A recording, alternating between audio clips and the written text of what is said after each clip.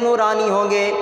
اس دن جب لوگوں کو خوف اور گھبراہٹ ہوگی، ان کو کوئی خوف نہ ہوگا، کوئی گھبراہٹ نہ ہوگی۔ نبی پاک علیہ السلام نے فرمایا وہ اللہ کے محبوب بندے ہوں گے، اللہ کے ولی ہوں گے، جن کو قیامت کے دن نہ کوئی خوف ہوگا نہ کوئی ڈر ہوگا۔ تو حضور علیہ السلام کی اس روایت سے پتہ چلا کہ لوگوں میں رشتہ داری نہ ہو، وہ ایک قبیلے کے بھی نہ ہو، ایک بستی کے رہنے والے بھی نہ ہوں، لیکن ان میں آپس میں محبت ہوگی، اور وہ محبت اللہ کی محبت کی وجہ سے ہوگی، اور ان میں ملاقات اللہ کی محبت کی وجہ سے ہوگی۔ تو پتہ چلا کہ وہ اللہ کے ولی ہوں گے، محبوب بندے ہوں گے، جنہیں نہ کوئی خوف ہوگا اور نہ کوئی ڈر ہوگا، کوئی غم ان کو قیامت کے دن نہیں ہوگا۔ تو عرس بزرگان دین میں جو تیسرا کام کیا جاتا ہے وہ صالحین کی زیارت ہے، کہ ہم علماء کی زیارت کے لیے بزرگان دین کے عرس میں شرکت کرتے ہیں۔ پتہ چلا کہ صالحین کی زیارت کرنا یہ جنت میں لے جانے والا عمل ہے۔ چوتھا عرس بزرگان دین میں یہ کیا جاتا ہے کہ وعظ و نصیحت کا اہتمام کیا جاتا ہے، لوگوں کو برائی سے آگاہ کرنا، برائی سے روکنا، گناہوں سے بچانا، اور ان کو نیکی کی طرف لانا، ان کو نیکی کی دعوت دینا، اسے وعظ و نصیحت کہتے ہیں۔ اور وعظ و نصیحت کرنے کا کیا حکم ہے، خود قرآن پڑھ کر دیکھو، اللہ فرماتا ہے، اللہ تعالیٰ ارشاد فرماتا ہے وَمَنْ أَحْسَنَ قَوْلًا مِّمَّنْ دَعَا إِلَى اللَّهِ وَعَمِلَ صَالِحًا وَقَالَ إِنَّنِي مِنَ الْمُسْلِمِينَ۔ اللہ فرماتا ہے اس شخص کے قول سے کس کا قول اچھا ہوگا، جو لوگوں کو اللہ کی طرف دعوت دیتا ہے اور لوگوں کو، اور خود وہ اچھا عمل کرتا ہے، اور یہ کہتا ہے کہ میں اللہ کے فرما بردار بندوں میں سے ہوں۔ تو پتہ چلا کہ علماء عرس بزرگان دین پر لوگوں کو نیکی کی دعوت دیتے اور برائی سے روکتے ہیں، اور خود اللہ کے فرما بردار بندے ہوتے ہیں، لہٰذا یہ اچھا عمل ہے کہ وعظ و نصیحت کیا جائے۔ دوسری آیت اللہ فرماتا ہے، اللہ تعالیٰ ارشاد فرماتا ہے وَذَكِّرْ فَإِنَّ الذِّكْرَ تَنفَعُ الْمُؤْمِنِينَ۔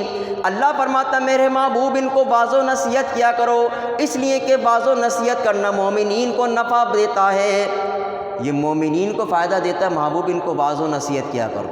تو پتہ چلا کہ عرس بزرگان دین پر علماء وعظ و نصیحت فرماتے ہیں جو مومنین کے لیے فائدے کی چیز ہے۔ تیسری آیت اللہ فرماتا ہے، اللہ تعالیٰ ارشاد فرماتا ہے وَلْتَكُن مِّنكُمْ أُمَّةٌ يَدْعُونَ إِلَى الْخَيْرِ وَيَأْمُرُونَ بِالْمَعْرُوفِ وَيَنْهَوْنَ عَنِ الْمُنكَرِ وَأُولَٰئِكَ هُمُ الْمُفْلِحُونَ۔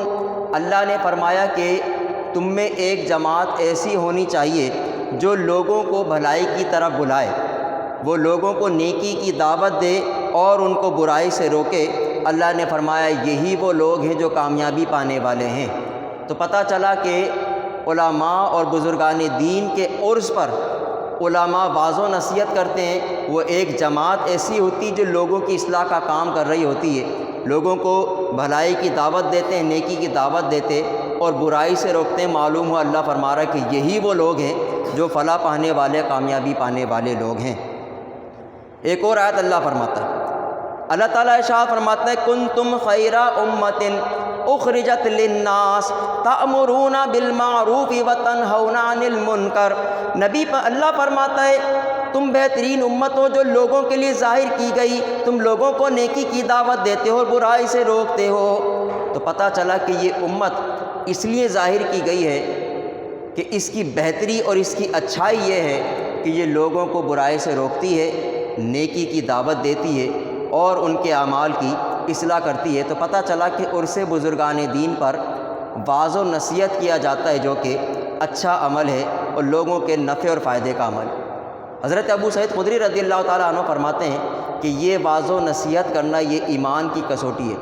آپ فرماتے ہیں نبی پاک علیہ السلام نے فرمایا تم جب کسی برائی کو ہوتا دیکھو تو اسے ہاتھ سے روکا کرو، اور اگر یہ نہ کر سکو تو اس کو زبان سے روکا کرو، اور اگر زبان سے بھی روکنے کی طاقت نہیں تو پھر کم از کم اتنا کیا کرو کہ اس برائی کو دل میں برا جانا کرو۔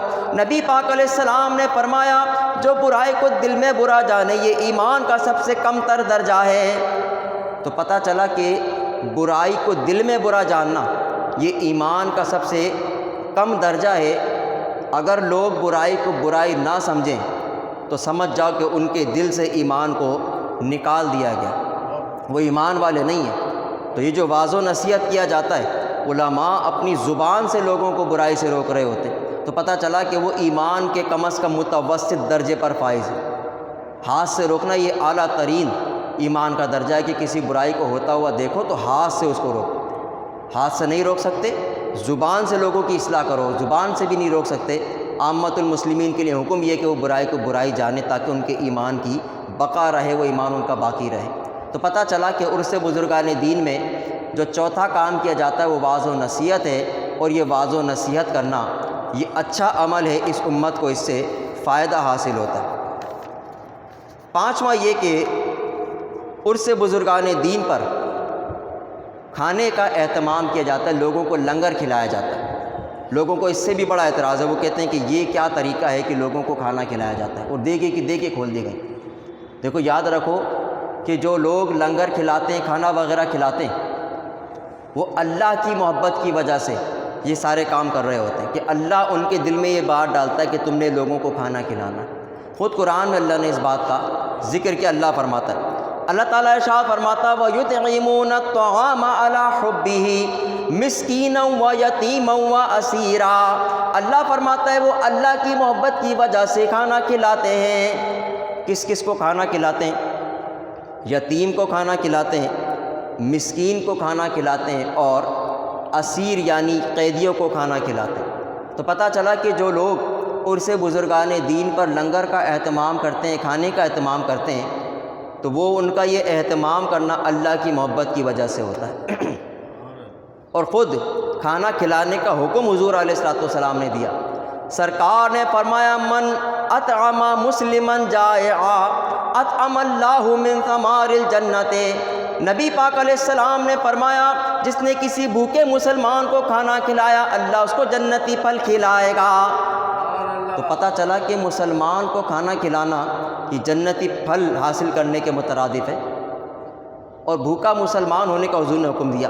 حضور نے یہ نہیں فرمایا کہ وہ یتیم ہو، مسکین ہو، غریب ہو، نہیں، حضور نے فرمایا کہ بھوکا مسلمان ہو۔ اگر ایک دوست دوسرے دوست سے کہہ دے کہ یار مجھے بھوک لگی کچھ کھلاؤ، اور وہ اس کو کچھ کھلا دے، تو علماء فرماتے ہیں کہ وہ اس حدیث کا مصداق بن جائے گا، اللہ اس کو جنتی پھل ضرور کھلائے گا، اس لیے کہ بھوکے مسلمان کو کھانا کھلانے کا حکم ہے۔ تو جو عرس بزرگان دین پر کھانے کا اہتمام کیا جاتا ہے، لنگر کا اہتمام کیا جاتا ہے، پتہ چلا جتنے لوگ اس میں حصہ ملاتے ہیں اللہ ان سب کو جنتی پھل کھلائے گا۔ اور جنتی پھل کہاں ملے گا؟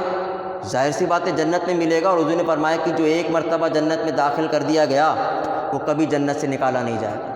تو یہ کھانا کھلانا کتنا اچھا عمل ہے کہ لوگوں کو کھانا کھلاؤ تو اللہ تمہیں جنت عطا فرما دے گا۔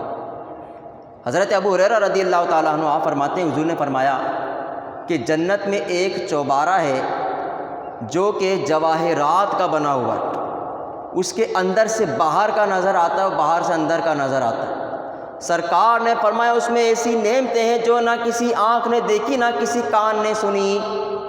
عرض کی یا رسول اللہ یہ نعمتیں، یہ جنت کا چوبارہ کس کو دیا جائے گا؟ نبی پاک علیہ السلام نے فرمایا وہ لوگ جو ایک دوسرے کو سلام کرنے والے، روزہ رکھنے والے، نماز تہجد پڑھنے والے، اور لوگوں کو کھانا کھلانے والے ہوں گے، اللہ ان کو یہ چوبارہ عطا فرمائے گا۔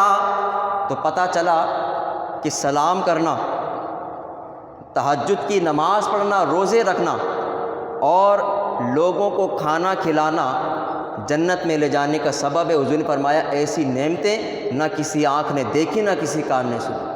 تو کھانا کھلانا یہ اتنا بڑا اجر و ثواب کا کام ہے، تو عرس بزرگان دین پر کھانا کھلانے کا اہتمام کیا جاتا ہے۔ معلوم ہوا کہ کھانا کھلانا یہ جنت میں لے جانے والا عمل ہے۔